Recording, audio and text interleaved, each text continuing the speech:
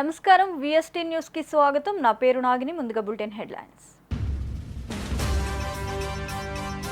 గ్యారంటీలను అమలు చేస్తాం, తెలంగాణ అభివృద్ధి చేస్తామన్న రేవంత్ రెడ్డి.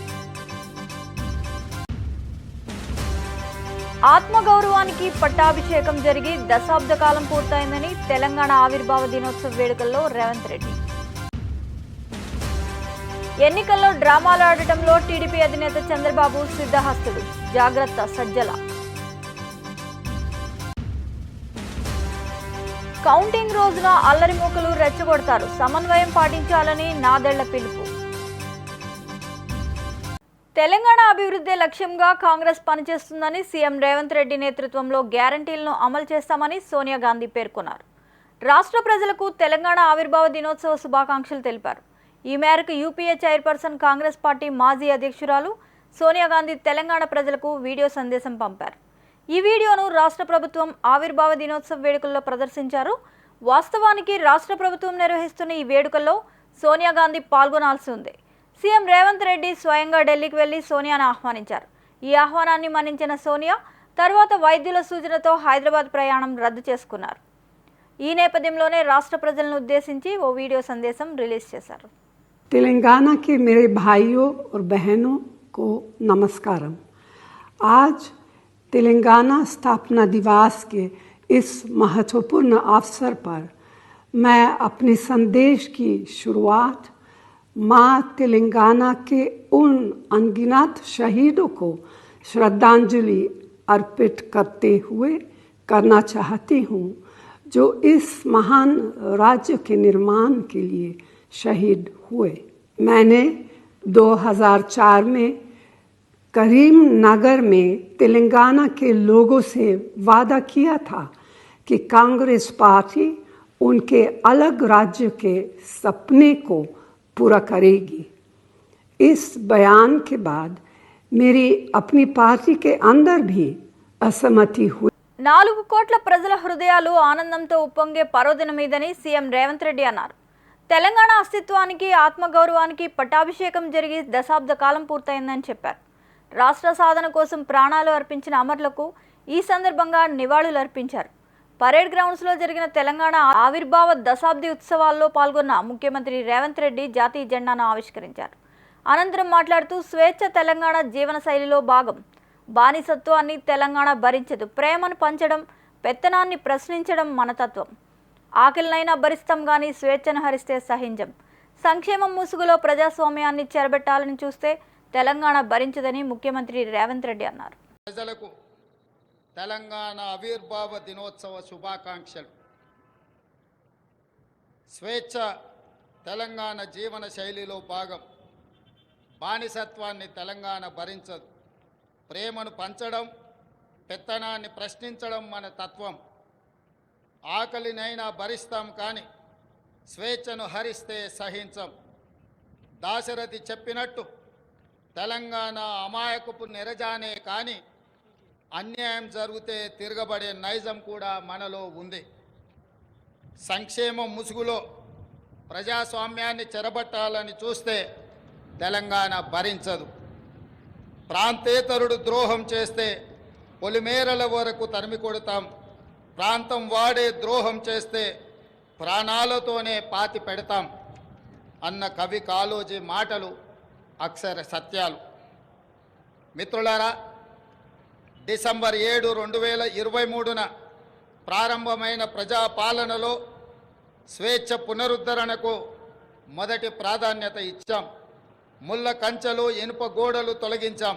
ఎన్నికల్లో డ్రామాలు ఆడటంలో టీడీపీ అధినేత చంద్రబాబు సిద్ధహస్తుడు. కౌంటింగ్ సందర్భంగా ప్రత్యర్థులు కుట్రలకు తెరతీస్తారు కాబట్టి మనవాళ్లు ఎక్కడా సంయమనం కోల్పోవద్దు అని సూచించి వైఎస్ఆర్సీపీ ప్రధాన కార్యదర్శి సజ్జల రామకృష్ణారెడ్డి. కాగా ఎన్నికల కౌంటింగ్ నేపథ్యంలో వైఎస్ఆర్సీపీ కౌంటింగ్ ఏజెంట్లకు శిక్షణా తరగతులు జరుగుతున్నాయి. ఈ సందర్భంగా పార్టీ కేంద్ర కార్యాలయం నుంచి జూమ్ మీటింగ్లో సజ్జల రామకృష్ణారెడ్డి పాల్గొన్నారు. ఈ సందర్భంగా సజ్జల మాట్లాడుతూ ఎన్నికల్లో నిబంధనల ప్రకారం మనకు రావాల్సిన ప్రతి ఓటు వచ్చేలా చూడాలి. కౌంటింగ్ సందర్భంగా ప్రత్యర్థులు కుట్రలకు తెరతీస్తారు, ఎక్కడ సమయం కోల్పోవద్దు. ఏదైనా తప్పు జరిగితే వెంటనే అధికారుల దృష్టికి తీసుకెళ్లాలి, ప్రతిక్షణం అప్రమత్తంగా ఉండాలని అన్నారు. సరైన సమయంలో మనం ఆ తర్వాత ఎన్నన్నా లాభం లేదు. ఆ సమయంలోనే దాన్ని పాయింట్ను రైజ్ చేసి ఆర్ఓ దృష్టికి కానీ తర్వాత కమిషన్ దృష్టికి అవసరమైతే పైకి ఎస్కలేట్ చేసి తీసుకెళ్ళడం అనేది ఎంత అవసరం. దానికంటే ముఖ్యంగా ఈ కౌంటింగ్ ప్రక్రియలో కౌంటింగ్ ఏజెంట్లు అనే వాళ్లకు equal importance, almost equal importance ఉంది.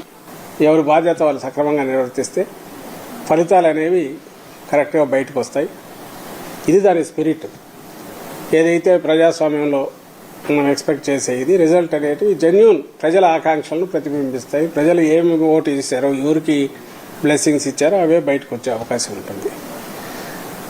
అయితే పోటీ ఇంత తీవ్ర స్థాయిలో ఉన్నప్పుడు, అందులోనూ మన రాష్ట్రంలో ఇప్పుడున్న పరిస్థితుల్లో ప్రత్యర్థులు ఏ రకమైన దీనికైనా పోయి ఎలాంటి కుట్రలకైనా పాల్పడి వాళ్ళ దీనికి తగినట్టు మలుచుకోవడానికి వ్యవస్థల్లో కూడా చొరబడి చేసే అలవాటున్న ప్రత్యర్థులు మనం ఇక్కడ ఎదుర్కొంటున్న నేపథ్యంలో వాతావరణం కూడా కొంచెం ఇదిగా ఉన్నందువల్ల మనం మోర్ అలర్ట్గా ఉండాలని చెప్తున్నాం. ప్రజా తీర్పు ఎలా ఉంటుందో ఎగ్జిట్ పోల్స్ అంచనాలు స్పష్టం చేశాయని తెలుగుదేశం నేత నీలాయిపాలెం విజయ్ కుమార్ అన్నారు. జగన్ పాలనలో అన్ని విధాలా నష్టపోయిన రాష్ట్రాన్ని చంద్రబాబు తిరిగి గాడిన పెడతారని అన్నారు. 5 ఏళ్లలో సొంత ఆస్తులు పెంచుకున్న జగన్ రాష్ట్రాన్ని మాత్రం అప్పులు ఊబిలోకి నెట్టారని మండిపడ్డారు. ఎంత స్థాయిలో రాష్ట్రాన్ని చిందరవందర చేశారంటే బహుశా ఇంకో కోలుకోవాలంటే కూడా కొన్నేళ్ళు పట్టేట్టుగా ఉంది. ఇదే రకంగా కానీ ఆదాయ మార్గాలు జరిగితే. సో ఖచ్చితంగా చంద్రబాబు అధికారం చేపట్టిన వెంటనే ఆదాయ మార్గాల్ని పెంచి, ఆదాయాన్ని పెంచకపోతే ఈ రాష్ట్రం ఇంకెప్పటికీ కోలుకోలేదు అన్న స్థాయిలో ఈ 5 ఏళ్లలో ఆర్థిక అరాచకానికి జగన్మోహన్ రెడ్డి గారు పాల్పడ్డారు. తెలిసి చేశారో, తెలియక చేశారో, కావాలని చేశారో, పక్కన ఉన్న వాళ్ళు చేయించారో, పనికి రాని దద్దమ్మలు పెట్టుకొని చుట్టూరు ఆయన ఇది చేశారో తెలియదు, కానీ రాష్ట్రాన్ని మాత్రం ఆర్థికంగా సర్వనాశనం చేశారు. 5 సంవత్సరాలు అయిపోయిన తర్వాత తిరిగి చూసుకుంటే ఆర్థిక రంగంలో, ఎందుకంటే at the end of the day డబ్బు అనేది ఎవరికైనా ముఖ్యం. డబ్బు ఉంటేనే మనిషి బతుకుతాడు, రాష్ట్రం బతుకుతుంది, దేశం బతుకుతుంది, ప్రపంచం కూడా మనల్ని గుర్తిస్తుంది. ఆ విషయంలో వాళ్ళు బాగానే సంపాదించుకున్నారు, బ్రహ్మాండంగా హ్యాపీగా ఉన్నారు. కానీ రాష్ట్రం మాత్రం తిరిగి వెనక్కి చూసుకుంటే 5 ఏళ్ల తర్వాత 2019 నుంచి 2014 తర్వాత 5 ఏళ్లలో చిమ్మ చీకట్లు తప్ప ఏం కనపట్లేదు. చిమ్మ చీకట్లు, నిశీది. బీఆర్ఎస్ ఆధ్వర్యంలో రాష్ట్ర ఆవిర్భావ దశాబ్ది వేడుకలు తెలంగాణ భవన్లో ఘనంగా జరుగుతున్నాయి. ఈ సందర్భంగా తెలంగాణ భవన్లో పార్టీ వర్కింగ్ ప్రెసిడెంట్ కేటీఆర్ జాతీయ జెండాను, బీఆర్ఎస్ పార్టీ పతాకాన్ని ఆవిష్కరించారు. అనంతరం మీడియాతో మాట్లాడుతూ ముఖ్యమంత్రికి కనీస అవగాహన, పరిపక్వత లేదని విమర్శించారు. కాంగ్రెస్ పార్టీకి చెందిన భూపేష్ బఘేల్ ఛత్తీస్గఢ్ సీఎంగా ఉన్నప్పుడు ఆ రాష్ట్ర అవతరణ వేడుకలను 3 రోజుల పాటు నిర్వహించారని చెప్పారు. కానీ మన సీఎం మాత్రం దశాబ్ది వేడుకలను 1 రోజుకే పరిమితం చేశారని ఆగ్రహం వ్యక్తం చేశారు. తాము ప్రభుత్వంలో ఉంటే 4 రోజులు నిర్వహించేవాళ్ళమని చెప్పారు. 60 లక్షల మంది కార్యకర్తల తరపున తెలంగాణ రాష్ట్రం కోసం దశాబ్దాలుగా పోరాటం చేసి వేలాదిగా ప్రాణత్యాగాలు చేసిన అమరులకు ముందుగా మా అందరి తరపున శిరస్సు వంచి వారికి పాదాభివందనం, వారికి ఉద్యమాభివందనం. అదేవిధంగా అసాధ్యమనుకున్న తెలంగాణను 2001లో మలిదశ ఉద్యమంతో ఆనాడు తెలంగాణ సమాజాన్ని మేలుకొలిపి తెలంగాణ రాష్ట్ర రాజకీయ రంగంలో ఒక కొత్త విప్లవాన్ని సృష్టించి చరిత్రనే మలుపు తిప్పి మరి తెలంగాణ రాష్ట్ర సమితి అనే పార్టీకి పురుడు పోసి తెలంగాణ ప్రజల ఆకాంక్షలకు తిరిగి జీవం పోసిన నాయకుడు మా పార్టీ వ్యవస్థాపక అధ్యక్షుడు, తెలంగాణ తొలి ముఖ్యమంత్రి గౌరవనీయులు పెద్దలు కేసీఆర్ గారు. ఇవాళ తెలంగాణ రాష్ట్రం ఏ రాష్ట్రం కోసం అయితే వేలాది మంది ప్రాణత్యాగాలు చేసినారో, కౌంటింగ్ రోజున అల్లరి మూకలు తెనాలిలో ఘర్షణలు సృష్టించే అవకాశం ఉందని తెనాలి అసెంబ్లీ కూటమి అభ్యర్థి నాదెండ్ల మనోహర్ అన్నారు. ఈ నేపథ్యంలో కూటమి నేతలు, కార్యకర్తలు అప్రమత్తంగా ఉండాలని సూచించారు. ఘర్షణలకు దూరంగా ఉందామని, ప్రజా తీర్పును గౌరవిద్దామని నియోజకవర్గ ప్రజలకు ఆయన పిలుపునిచ్చారు. పార్టీలకు అతీతంగా ప్రజా తీర్పును గౌరవించాలని కోరారు. ఎంతో ప్రశాంతమైన ప్రాంతం మన తెనాలి నియోజకవర్గం. ఒక పండుగ వాతావరణంలో ప్రజాస్వామ్యంలోని అతి పెద్ద పండుగ మన ఎలక్షన్స్లో ప్రతి ఒక్కరు కూడా అద్భుతంగా స్పందించి పాల్గొని, మీరందరూ కూడా ఒక విధంగా చూస్తే ప్రజాస్వామ్యాన్ని రక్షించడానికి కోసం మీరు చేసిన కృషి మనస్ఫూర్తిగా ప్రతి ఒక్కరిని నేను అభినందిస్తున్నాను, ధన్యవాదాలు తెలుపుతున్నాను. ఇది ప్రత్యేకంగా ఎందుకు అంటున్నానంటే దూర ప్రాంతాల నుంచి కూడా తరలి వచ్చి ఒక మార్పు కోసం, ఒక పౌరుడిగా తన బాధ్యతని ఒక ఓటర్గా నిలబెట్టడానికి కోసం మీరందరూ చేసిన ప్రయత్నాన్ని మనస్ఫూర్తిగా నేను అభినందిస్తున్నాను. అదేవిధంగా రేపటి రోజున కౌంటింగ్ జరిగే సందర్భంలో దయచేసి పార్టీలకు అతీతంగా మనందరం కూడా ప్రజల తీర్పుని గౌరవిద్దాం. ఎవరు కూడా తొందరపడి అనవసరమైన ఘర్షణ వాతావరణానికి తీసుకెళ్లే విధంగా ఎవరు చేసినా, మీ దృష్టికి ఎవరు చేస్తున్నట్టు వచ్చినా తప్పకుండా మీరు ఇమీడియట్గా అధికార యంత్రాంగాన్ని అప్రమత్తం చేయాల్సిన అవసరం ఎంతో ఉంది. ఎందుకంటే తెనాల్లో మనకి ఎప్పుడు గతంలో ఇటువంటి సంఘటనలు లేవు. ఒక ప్రశాంతమైన వాతావరణంలో ప్రజల తీర్పుని గౌరవించుకునే విధంగా మనందరం కూడా కలిసికట్టుగా మన ప్రాంత అభివృద్ధి కోసం, మన ప్రజల శ్రేయస్సు కోసం ఈ ప్రాంతం మరొకసారి అపూర్వ వైభవం తీసుకొచ్చే విధంగా మనందరం కృషి చేద్దాం తప్ప అనవసరమైన కొంతమంది ఆలోచనల మేరకు ఇక్కడున్న ఒక ప్రశాంతమైన వాతావరణం చెడగొట్టడానికి వాళ్ళు చేస్తున్న ప్రయత్నాన్ని మీరందరూ కూడా తిప్పికొట్టాలి. అది పౌరుడిగా మీకు ఆ బాధ్యత ఉంది. ఖచ్చితంగా లా అండ్ ఆర్డర్ ఇంప్లిమెంట్ అయ్యేటట్టు తెనాల్లో ఆ మార్పు కనిపెట్టేటట్టు మనందరం కలిసి ముందుకెళ్దాం. కానీ ఎన్నికల సందర్భంగా రేపు కౌంటింగ్ జరుగుతున్న పరిణామంలో ఆధారం చేసుకుని కొంతమంది అల్లరిముఖులు కొన్ని ప్రాంతాల్లో అలజడి సృష్టించడానికి ప్రయత్నం చేస్తున్నారని పోలీస్ వర్గాలు నా దృష్టికి తీసుకొచ్చాయి.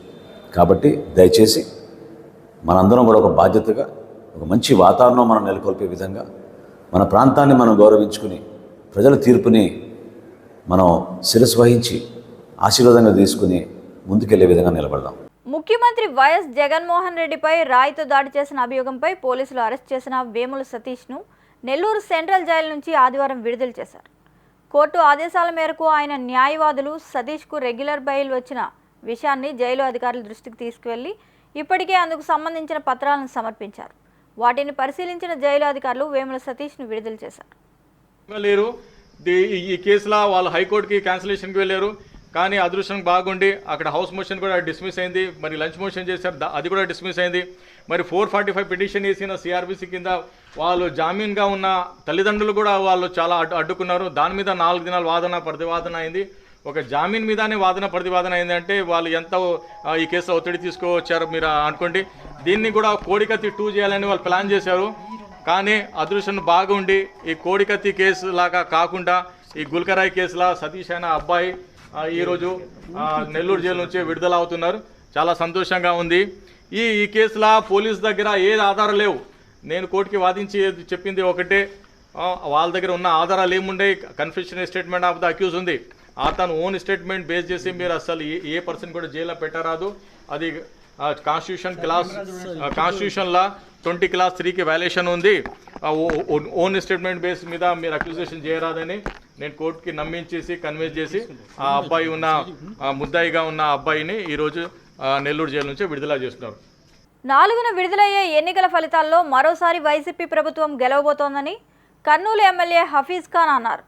ఎగ్జిట్ పోల్స్ విడుదలైన సందర్భంగా హఫీజ్ ఖాన్ తన నివాసం నుంచి వీడియో బయట విడుదల చేశారు. మహిళల సంక్షేమానికి సీఎంగా జగన్మోహన్ రెడ్డి పెద్దపీట వేసి వారి అభ్యున్నతికి నిరంతరం కృషి చేశారన్నారు. ప్రతి ఇంటికి పెన్షన్ అందజేసిన ఘనత కూడా ఆయనకే దక్కుతుందన్నారు. చాలా మటుకు ఎగ్జిట్ పోల్స్ చాలా తక్కువ సీట్లు మాకు వస్తాయి, లేదంటే మేము రాము, మళ్ళీ తెలుగుదేశం పార్టీనే వస్తుంది అని చెప్పి కూడా చెప్పడం జరిగింది. మీ అందరికి తెలియజేసేది ఒకటే, మా నాయకుడు వైఎస్ జగన్మోహన్ రెడ్డి గారు 99% మేనిఫెస్టోని ఇంప్లిమెంట్ చేసి డోర్ డెలివరీ ఆఫ్ గవర్నెన్స్ చేసి ఎక్కడో లంచాలు లేకుండా విపక్ష లేకుండా ప్రతి ఒక్క అర్హునికి అర్హులక చూసి విద్యలో వైద్యంలో ఎన్నో మార్పులు తీసుకొని వచ్చి దాదాపు 2,70,000 కోట్ల రూపాయలు ఎస్సీ బీసీ మైనార్టీలు మళ్ళీ అగ్రకులాల్లో ఉండే పేదవాళ్లకు ప్రతి ఒక్కరికి ఇంటింటికి చేర్పించినాడు. కాబట్టి మహిళలకి పెద్దపీట వేసినాడు. సామాజికంగా ఉండని, రాజకీయంగా ఉండని. రాష్ట్ర విభజన చట్టంలోని రాయలసీమ హక్కులను అమలు చేయడం అటుంచి ఆ అంశాలను ఉచ్చరించడానికి కూడా పాలకులు ఇష్టపడటం లేదని రాయలసీమ ప్రజా సంఘాలు ఆంధ్రప్రదేశ్ రాష్ట్ర ప్రభుత్వ ప్రధాన కార్యదర్శికి దశరథ రామరెడ్డి శనివారం నంద్యాల కార్యాలయంలో ఆగ్రహం వ్యక్తం చేశాయి. రాయలసీమ ప్రజల ఆశలు ఆకాంక్షలను నూతన ప్రభుత్వ దృష్టికి తీసుకుపోవాలని, సమగ్రాభివృద్ధిపై రూపొందే నివేదికను నూతన ప్రభుత్వానికి అందజేయాలని అన్నారు.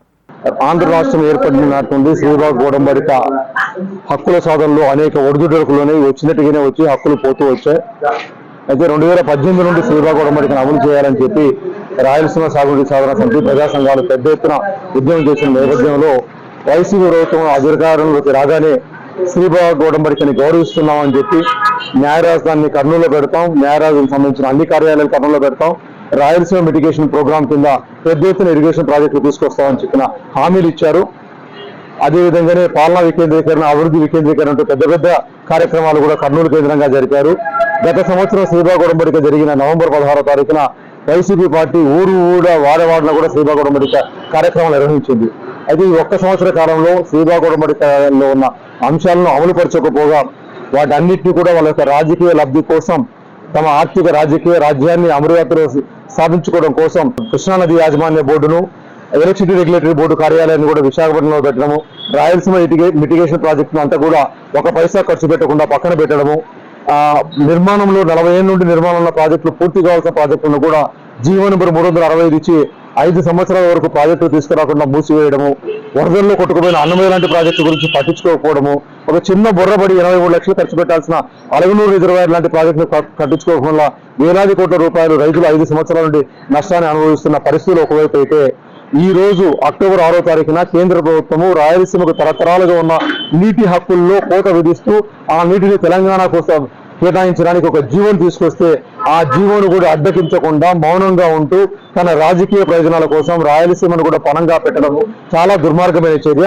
ఈ నేపథ్యంలో ప్రజలకందరికీ ఈ విషయాలు వినిపిస్తూ ప్రజల యొక్క ఆశలను, ఆకాంక్షలను పణంగా పెట్టి వాళ్ళ యొక్క రాజకీయ సౌదాన్ని నిర్మించుకుంటూ మనల్ని అణగదొక్కుతూ ఉంటే మనం నోరు మూసుకొని కాముగా కూర్చుందామా, లేదా గతంలో జరిగినట్టుగానే ఆకాశం వైపు చూసుకుంటూ జన్మలో పొరలో విత్తనం వేసుకొని పండితే ఆ డబ్బా కొట్టుకుంటూ పక్షులు తోలుకుంటూ కూర్చోడం, పంటలు మొలవకపోతే లేదా పంట పండకపోతే కాళ్ళు ముడుచుకొని నురకమెత్త మీద కూర్చున్న కార్యక్రమం చేద్దామా? ప్రజలకు ప్రభుత్వానికి ఎదురొడ్డి మనము మన యొక్క ఆశలను, ఆకాంక్షలను, మన కోరికలు నిర్వహించుకునే దానికి ఒక తిరుగుబాటు ఉద్యమాన్ని చేద్దామా అనే ఒక కార్యక్రమాన్ని ఈ రోజు తీసుకుపోయిన నేపథ్యంలో దశల వారీగా, మండల వారీగా రహదారి బంద్ చేసే కార్యక్రమాలు చేయాలని ఒక ప్రతిపాదన వచ్చింది. సీఎం జగన్ వరుసగా రెండవసారి ముఖ్యమంత్రి కావడం ఖాయమని మంత్రి ఆర్కే రోజా అన్నారు. ఆదివారం శ్రీవారి దర్శనం అనంతరం తిరుమలలో మీడియాతో రోజా మాట్లాడారు. రాష్ట్రంలో కూటమికి ఎలాంటి క్రేజ్ లేదు. పోస్టల్ బ్యాలెట్ ఓట్లను తమకు అనుకూలంగా మార్చుకోవడానికి కూటమి ప్రయత్నిస్తోంది. ఎన్ని దొంగాటలు ఆడినా వైసీపీని, జగన్ను ఏమీ చేయలేరు. కూటమి ఎన్ని కుట్రలు చేసినా ప్రజల మనసుల్లో నుంచి జగనన్నను చెరిపేయలేరని ఆమె అన్నారు. సో ఎప్పట్లాగే మన కలియుగ దైవం వెంకటేశ్వర స్వామి దర్శనం చేసుకొని ఆశీస్సులు తీసుకొని వెళ్తున్నాను. అండ్ ఈరోజు అందరూ కూడా రావటం మీరు అందరూ గమనిస్తున్నారు. అండ్ June 4th రిజల్ట్స్ వస్తున్నాయి కాబట్టి ప్రజలు, మీడియా అంతా కూడా చాలా ఆతృతగా ఎదురు చూస్తుంది. ఎవరికి కావాల్సిన స్టోరీలు వాళ్ళు వండుతున్నారు అనేది మనం గమనిస్తూనే ఉన్నాం. నిన్ననే ఎగ్జిట్ పోల్స్ కూడా రావటం జరిగింది. ఎవరు ఏం ఎగ్జిట్ పోల్స్ ఇచ్చినా, ఎక్కడ ఏం డిస్కస్ చేసినా ఫైనల్గా జరిగేది సెకండ్ టైం జగనన్న సీఎం. ఎందుకంటే ఈ రాష్ట్ర ప్రజలు సంక్షేమానికి, అభివృద్ధికి పట్టం కట్టడానికి రెడీగా ఉన్నారు. కాబట్టి మహిళలు, ముసలి వాళ్ళు పెద్ద ఎత్తున రాత్రి 9 అయినా కూడా ఎదురు చూసి ఓటింగ్ వేసి వెళ్ళటం మనం అందరం కూడా గమనించాం. సో మనకి స్వాతంత్రం వచ్చిన తర్వాత దక్షిణ కైలాసంగా పేరుగాంచిన ప్రముఖ పుణ్యక్షేత్రం శ్రీ కాళహస్తీశ్వర దేవస్థానం ఆలయంలో సూర్య భగవానుడికి ఆదివారం విశేషంగా అభిషేకాలు నిర్వహించారు. ముందుగా కలశ స్థాపన, గణపతి పూజ కార్యక్రమాలు నిర్వహించి అనంతరం అభిషేకాలు, పాలు, పెరుగు, పంచామృతంతో అభిషేకం చేసి సూర్య భగవానుడికి విశేషంగా పూజలు జరిపారు.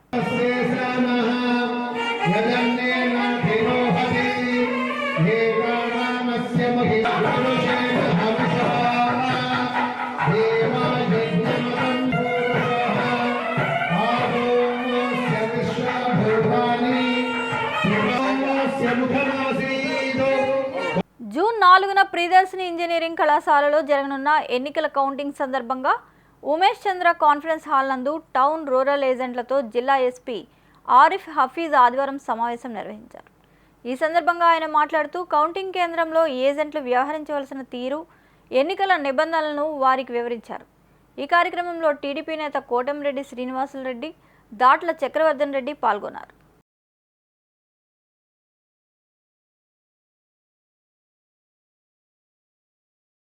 ఓట్ల లెక్కింపు సందర్భంగా ఈ నెల 3వ తేదీ సాయంత్రం నుంచి 5వ తేదీ సాయంత్రం వరకు మండల వ్యాప్తంగా నిషేధాజ్ఞలు అమల్లో ఉంటాయని వేటపాలెం ఎస్ఐ జి సురేష్ ఆదివారం మీడియాకు చెప్పారు. ఎవరు ఇల్లు వదిలి బయటకు రారాదని, 2 రోజుల పాటు అవసరమైన నిత్యావసరాలను ముందుగానే నిల్వ చేసుకోవాలని ఆయన సూచించారు. దుకాణాలను పూర్తిగా మూసివేయాలని ఆదేశించారు. జనాలు గుంపులుగా తిరిగినా, బాణసంచ కాల్చినా కఠిన చర్యలు తప్పవన్నారు. వేటపాలెం గ్రామ మండల ప్రజలకు వేటపాలెం పోలీసు వారి విజ్ఞప్తి, మనకి ఈ నెల 4వ తేదీ జరగబోవు ఎన్నికల కౌంటింగ్ సంబంధించి వేటపాలెం మండలంలో అందరికీ ప్రాపర్గా బందోబస్తు వేసుకోవడం జరిగింది. అదేవిధంగా ఈరోజు రేపటి నుంచి మనకి 144 సెక్షన్ 30 పోలీస్ యాక్ట్ అమల్లోకి తీసుకురావడం జరిగింది. గ్రామ ప్రజలందరూ కూడా ఇది దృష్టిలో ఉంచుకొని రేపు సాయంత్రం 5 గంటల నుంచి ఏదైతే షాపులు ఉన్నాయో, రెస్టారెంట్స్ ప్లస్ హోటల్స్ ఏదైతే షాప్స్ ఉన్నాయో అన్నీ కూడా రేపు 5 గంటల నుంచి క్లోజ్ చేయడం జరుగుతుంది. అదేవిధంగా 4వ తేదీ పూర్తిగా ఎటువంటి షాపులు ఓపెన్ చేయకూడదు. అదేవిధంగా ఎవరు కూడా ఎక్కడ ఏ జంక్షన్లో కానీ ఏ ఇంటి దగ్గర కానీ ఎవరు 5 మందికి మించి ఎవరు కూడా ఒక దగ్గర గ్యాదర్ అవ్వడం జరగకూడదు. అలా గ్యాదర్ అయితే ఇమ్మీడియట్లీగా మీ మీద కేసులు పెట్టడం జరుగుతుంది. అదేవిధంగా ఇమ్మీడియట్గా పోలీస్ స్టేషన్కి తీసుకురావడం, వాళ్ళని వెంటనే రిమాండ్ కూడా చేయడం జరుగుతుంది. కాబట్టి మండల ప్రజలందరూ కూడా ఇది దృష్టిలో పెట్టుకొని కౌంటింగ్ రోజు ఎవరు కూడా బయటికి రాకూడదు. మీ ఇంట్లో మీరు ఏమైనా ఉంటే మీరు టీవీలో పెట్టుకొని చూసుకోవచ్చు. అదేవిధంగా రోడ్డు మీదకి వచ్చి ఎవరైతే ర్యాలీలు చేయడం, బాణసంచ కాలడం, ఏదైనా పార్టీ గెలిచిందని బయటకు వచ్చి ఎగరడం, డీజేలు పెట్టడం అవి పూర్తిగా నిషేధం. ఎవరైనా అలాంటి కార్యక్రమాలు చేస్తే వాళ్ళ మీద ఖచ్చితంగా చట్ట ప్రకారం చాలా కఠిన చర్యలు తీసుకుంటామని మండల ప్రజలకు ఈ వీడియో ద్వారా తెలియపరుస్తుంది. ఎదురెదురుగా వస్తున్న 2 బస్సులు ఢీ, పలువురికి గాయాలు. ముమ్మడివరం అన్నంపల్లి టోల్గేట్ సమీపంలో అమలాపురం డిపోకు చెందిన ఆర్టీసీ బస్సు హైదరాబాద్ నుంచి వస్తున్న కోమలి ప్రైవేట్ ట్రావెల్ బస్సు ఢీకొన్న ఘటనలో గాయాలైన ప్రయాణికులను, డ్రైవర్లను ముమ్మిడివరం ప్రభుత్వ ఆసుపత్రికి తరలించారు. ఘటనా స్థలానికి చేరుకొని ట్రాఫిక్ క్లియర్ చేస్తున్న ముమ్మిడివరం పోలీసులు.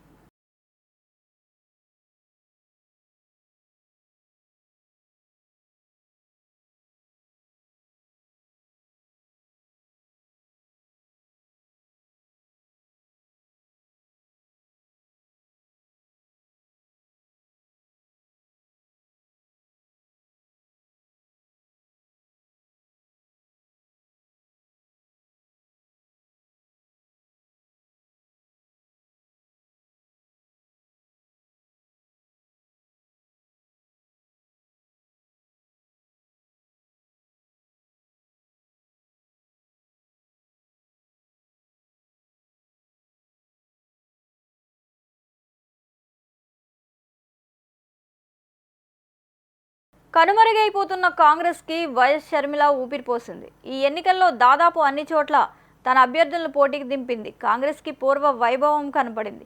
ఈ నేపథ్యంలో విశాఖ జిల్లా ఇన్ఛార్జ్ శ్రీనివాస్ ఆధ్వర్యంలో విశాఖ జిల్లా కాంగ్రెస్ కార్యాలయం పునః ప్రారంభించారు. ఈ సందర్భంగా ఆయన మాట్లాడుతూ వైఎస్ఆర్సీపీ పెట్టిన ఇబ్బందులను అధిగమించి సమిష్టి కృషితో 40 లక్షల పెట్టుబడితో పునర్నిర్మాణం చేసుకున్నామని అన్నారు. ఎందరో మహానాయకులు ఈ పార్టీ ఆఫీస్ నుంచి ఎదిగారని, రాబోయే కాలంలో కాంగ్రెస్ ఎదుగుతుందని ఆదరిస్తున్న ప్రజలు సహకరిస్తున్న మీడియాకి ధన్యవాదాలు తెలియజేశారు. విశాఖపట్నం జిల్లా కాంగ్రెస్ నాయకులందరూ సహకరించినారు. అదేవిధంగా ఈ బిల్డింగ్ పాత బిల్డింగ్ దాదాపు 30 సంవత్సరాలు ఈ బిల్డింగ్ కట్టి 30 సంవత్సరాలు కావస్తున్నప్పటికీ దీనికి కూడా సుమారు 40 లక్షల వ్యయంతో ఈ బిల్డింగ్ ని రెనోవేట్ చేసి అందరి సహకారంతో ఇక్కడ ఉన్నటువంటి నాయకులు ప్రతి ఒక్కరు కూడా ఈ బిల్డింగ్ రెనోవేషన్ లో చేయి కలిపి ఈ స్థాయికి తీసుకొచ్చి ఈ మంచి శుభ పరిణామాలు కూడా ఇవాళకి కారణమైన ప్రతి ఒక్క నాయకులందరూ కూడా పేరు పేరున హృదయపూర్వక ధన్యవాదాలు తెలుపుతున్నాను ఉత్తరాంధ్ర ఇన్ఛార్జ్ గారు. అదేవిధంగా ఎవరైతే డొనేట్ చేశారో వాళ్ళందరి పేర్లు కూడా ఇంకా రాయాల్సి చిన్న వర్క్స్ ఉన్నాయి కనుక అన్ని కంప్లీట్ అయినాక అది కూడా పేర్లు ఇక్కడ ముందు కూడా శిలాబద్ధంగా కూడా ప్రదర్శించే కార్యక్రమం చేస్తాం. చిన్న డిస్టర్బెన్స్ ఏమన్నా కూడా క్లియర్ అవుతాయి. అదేవిధంగా మీరు చూస్తే ఇప్పుడు రానున్న 5 సంవత్సరాలకి ఒక బ్రహ్మాండమైన ఆఫీస్ కూడా అందరి సహకారంతో విశాఖపట్నంలో ఏర్పాటు చేసుకోవడం జరిగింది. కాంగ్రెస్ కార్యకర్తలు, నాయకులు అందరి సహకారం మనోలేని కూడా PCC తరఫున కూడా ఈ సందర్భంగా మీ అందరూ కూడా తెలియజేస్తున్నాం. మీడియా మిత్రులు కూడా మీ అందరికీ తెలుసు ఈ పార్టీ ఎంత, ఈ ఆఫీస్ ఎంత చరిత్రాత్మకమైన ఆఫీసో మీ అందరికీ కూడా తెలుసు. ఎంతో మంది మహానాయకులు కూడా ఇక్కడి నుంచి రాజకీయం చేసుకుని ఇవాళ వివిధ పార్టీల్లో ఉన్నారంటే కాంగ్రెస్ పార్టీ ఒక రాజకీయ నేపథ్యంలో కూడా ఇప్పట్లో ప్రతి ఒక్క రాజకీయ పార్టీ నాయకులందరూ కూడా తెలుసు. కనుక ఈ మీడియా మిత్రులను కూడా సహకరించాల్సిన అవసరం ఉంది. విశాఖ జిల్లాలో ఈ నెల 4న జరిగే సాధారణ ఎన్నికల కౌంటింగ్ ప్రక్రియకు పటిష్ట పోలీస్ బందోబస్తు మధ్య విజయవంతంగా నిర్వహించేందుకు అన్ని ఏర్పాట్లు పూర్తి చేశామని నగర జాయింట్ సిపి ఫకీరప్ప తెలిపారు. కౌంటింగ్ ప్రక్రియకు 3 అంచెల పటిష్ట భద్రతను ఏర్పాటు చేశామని, మొత్తం 7 అసెంబ్లీ నియోజకవర్గాలు, 1 పార్లమెంటు స్థానాల ఈవీఎం వీవీప్యాట్స్ను భద్రపరిచిన 14 స్ట్రాంగ్ రూమ్లన్నింటినీ 1 అడిషనల్ ఎస్పీ హోదా అధికారిని నియమించామన్నారు. కౌంటింగ్ రోజు ఎటువంటి అల్లర్లు జరగకుండా సిటీ మొత్తం 137 పికెట్స్ను ఏర్పాటు చేసి 79 ప్యాట్రోలింగ్ పార్టీలను నియమించానన్నారు.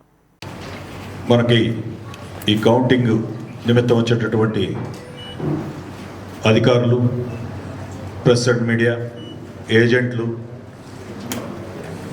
కంటెస్టెంట్స్ వీళ్ళందరి వాహనాల పార్కింగ్ నిమిత్తం ఇక్కడ మన పక్కనే ఉన్నటువంటి ఈ పెద్ద గ్రౌండు, ఓల్డ్ గ్రౌండ్ ఏదైతే ఉందో అది 16 ఏకర్స్ ఎక్స్టెంట్. దాన్ని మొత్తాన్ని కూడా ఒక 6 సెక్టర్ల కింద విభజించి అక్కడ లోపలన్నీ కూడా మార్కింగ్ ఇవ్వడం, ఏ కాన్స్టిట్యున్సీకి సంబంధించినటువంటి వాహనాలు ఎక్కడ పార్క్ చేసుకోవాలి అనేది, ఆయా సెక్టర్లలో బైకులు ఎక్కడ పార్క్ చేయాలి, కార్లు ఎక్కడ పార్క్ చేయాలి అనేది చక్కగా అన్నిటికి కూడా బోర్డులు. అదేవిధంగా ముందు రోజు రాత్రి 12 గంటల నుంచే మద్దిలపాలెం నుంచి 3 టౌన్కి వెళ్ళే రహదారి ఏదైతే ఉందో దాన్ని జనరల్ పబ్లిక్ వాహనాలు రాకుండా అక్కడ నిషేధించడం అయింది. అవన్నీ కూడా డైవర్ట్ చేసి టువర్డ్స్ మద్దిలపాలెం నుంచి మాస్క్ మీదుగా అటు వెళ్ళటం, అదేవిధంగా ఇటువైపు అన్నీ కూడా సిరిపురం జంక్షన్ మీదుగా వెళ్ళేటటువంటి వెసులుబాటు కల్పించడం జరిగింది. జనరల్ పబ్లిక్ వాహనాలు 3వ తేదీ రాత్రి 12 గంటల నుంచి ఆ యొక్క ఆంధ్ర యూనివర్సిటీ రోడ్ ఏదైతే ఉందో మద్దిలపాలెం టు 3 టౌన్ దాంట్లో ప్రైవేట్ వాహనాలు రాకపోకలను నిషేధించడం జరిగింది. ఇంకా మొత్తం టోటల్గా 215 మందితో విస్తృతమైనటువంటి ట్రాఫిక్ బందోబస్తు ఏర్పాటు చేయడం అయింది. మద్దిలపాలెం వైపు నుంచి వచ్చేటటువంటి వారు ఈస్ట్, నార్త్, భీమిలి కాన్స్టిట్యున్సీలు, అదేవిధంగా సౌత్ కాన్స్టిట్యున్సీ వారు మద్దిలపాలెం వైపు నుంచి ఎంటర్ అయ్యి ఈ వైఎన్ మూర్తి ఆడిటోరియం రోడ్లోకి వచ్చి ఇక్కడి నుంచి ఆ వాహనాలన్నీ కూడా లోపలికి ఇక్కడ ఒక ఎంట్రీ ఉంది. అదేవిధంగా ఆ 3 టౌన్ వైపు నుంచి వచ్చేటటువంటి ఒక ఎంట్రీ ఉంది. ఈ గ్రౌండ్లో వారికి కేటాయించినటువంటి సెక్టర్స్, ఆ సెక్టర్స్ అన్నిటికి కూడా వేటు అని చెప్పి పలానా కాన్స్టిట్యున్సీ అని చెప్పి బోర్డులు, అదేవిధంగా 2 ఎంట్రన్స్ల దగ్గర కూడా టోటల్ లేఅవుట్ ప్లాన్ బోర్డులు, ఇవన్నీ కూడా సూచికలన్నీ కూడా పెట్టడం జరిగింది. ఆ సూచికల మేరకు వాహనాలన్నీ కూడా నిలుపుకోవాలి. అదేవిధంగా senior officers, press and media వారికి ప్రత్యేకమైనటువంటి పార్కింగ్ సదుపాయం కలుగజేయడం జరిగింది. అక్కడ వాహనాలు పార్క్ చేసుకొని గాజువాక, పెందుర్తి, వెస్ట్ కాన్స్టిట్యున్సీల వారు నేరుగా అక్కడ ఇంజనీరింగ్ బ్లాకుల్లోకి అక్కడ ఉన్నటువంటి ర్యాంపు, స్టెప్స్ ద్వారా పైకి వెళ్తారు. అదేవిధంగా ఈ యొక్క న్యూ క్లాస్ రూమ్స్ బ్లాక్ రావాల్సినటువంటి ఈస్ట్, భీమిలి, నార్త్, సౌత్ వారు అక్కడ వాహనాలు పార్క్ చేసుకొని గ్లోబ్ జంక్షన్ మీదుగా నేరుగా లోపలికి వెళ్ళిపోతారు. ఇక్కడంతా కూడా వారందరినీ కూడా ఆల్కోమీటర్స్ పెట్టి ఈ తనిఖీలు చేయడం అవుతుంది. ఎవరైతే తాగి ఉన్నారో అటువంటి వారిని ఎట్టి పరిస్థితుల్లో కూడా అక్కడికి అనుమతించడం జరగదు. మరి మొత్తం 3 టౌన్ దగ్గర, 3 టౌన్ ఎంట్రన్స్లో, మద్దిలపాలెం దగ్గర అన్ని ప్రాంతాల్లో విస్తృతమైనటువంటి తనిఖీలు చేపట్టడం జరుగుతుంది. ఎలాంటి త్రాగి వాహనాలు నడిపే అవకాశం లేకుండా అటువంటి వారిపైన చర్యలు తీసుకోవడం జరుగుతుందని కూడా అందరికీ చెప్పడం జరుగుతుంది. ఇదే విధంగా మరి